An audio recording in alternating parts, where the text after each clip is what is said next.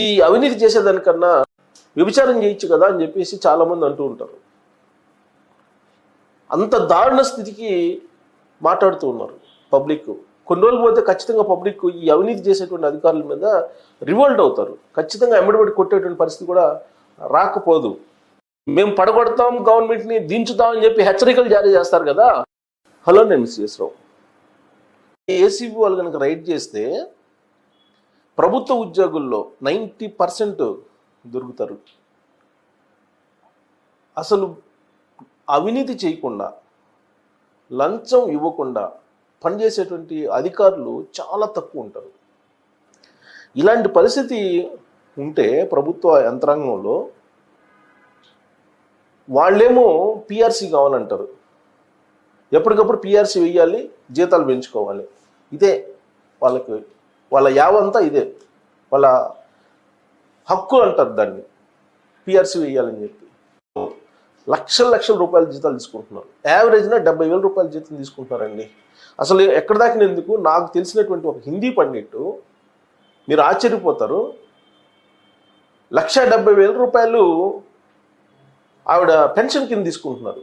Pension కింద 1,70,000 రూపాయలు దాదాపుగా తీసుకుంటున్నారు ఆవిడ. అంటే ఆవిడ శాలరీ ఎంత రిటైర్ అయ్యేనాటికి. అసలు ఇది నా ఆశ్చర్యం వేస్తుంది నాకు. ఒక లైన్మెన్కి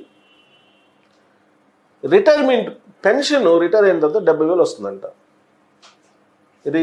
రిటైర్ అయిన తర్వాత ఒక లైన్మెన్కి.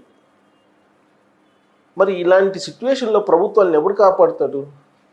ప్రభుత్వాలు రెవెన్యూ ఎంత వచ్చినప్పటికీ కూడా ప్రభుత్వ ఉద్యోగులకి జీతభత్యాలకు సరిపోతుంది.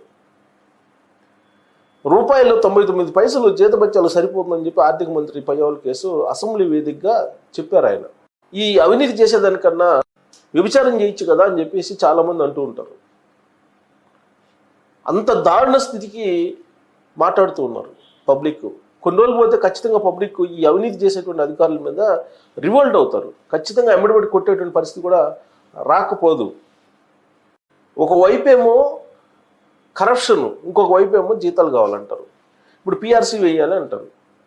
పిఆర్సీ వేస్తే ఇప్పుడు రాబోయే జనవరిలో సెంట్రల్ గవర్నమెంట్ పిఆర్సీ 8వ పిఆర్సీ వేస్తుంది. అది కనుక వేస్తే ఇప్పుడున్నటువంటి జీతాల్లో 40% పెరుగుతాయి అంట ఒక్కొక్కరికి. అంటే ఇప్పుడు 1,00,000 ఉండే వాళ్ళకి 1,40,000 అవుతుంది. ఆ రేంజ్లో మీరు ఊహించుకోండి ఎంతెంత జీతాలు అవుతాయో రేపు జనవరి తర్వాత. సెంట్రల్ గవర్నమెంట్ని కనుక అనుసరించి రాష్ట్ర ప్రభుత్వాలు కూడా పెంచితే సంపద అంతా ఎక్కడికి పోతుంది? జీతభత్యాలకు పోతుంది ఎంప్లాయీస్కి. వాళ్ళు ఉండేది ఎంత పర్సెంటేజ్ పబ్లిక్లో? 3%. డైరెక్ట్గా ఇండైరెక్ట్గా తీసుకుని 5% ఉంటారు. అంటే మొత్తం కలిపి సుమారుగా 8 నుంచి 10 లక్షల మంది ఉన్నారండి ఎంప్లాయీస్ రాష్ట్రంలో, ఆంధ్రప్రదేశ్లో.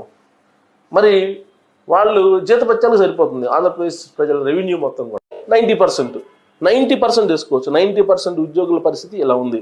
ఈ మధ్యకాలంలో 6,500,000 కోట్ల రూపాయలు తీసుకున్నారు బకాయిలు. ఇంకొక 6,000 కోట్ల రూపాయలు తీసుకోవడానికి ఫైలు సిద్ధం చేస్తున్నారు మళ్ళీ ఇప్పుడు నెక్స్ట్ మంత్ తీసుకోవడానికి. అవినీతి పాల్పడుతున్నారు. మరి వీళ్ళకి పిఆర్సీ, వీళ్ళకి నెల 1వ తారీఖు జీతాలు, బత్యాలు, మళ్ళీ వీళ్ళు బతకడానికి, జీవించడానికి ఉచితంగా సౌకర్యాలు, ఆసుపత్రుల ఖర్చులు ఇవన్నీ ఇవ్వాల్సిన అవసరం ప్రజలకి ఏంటి? దౌర్భాగ్యం కాకపోతే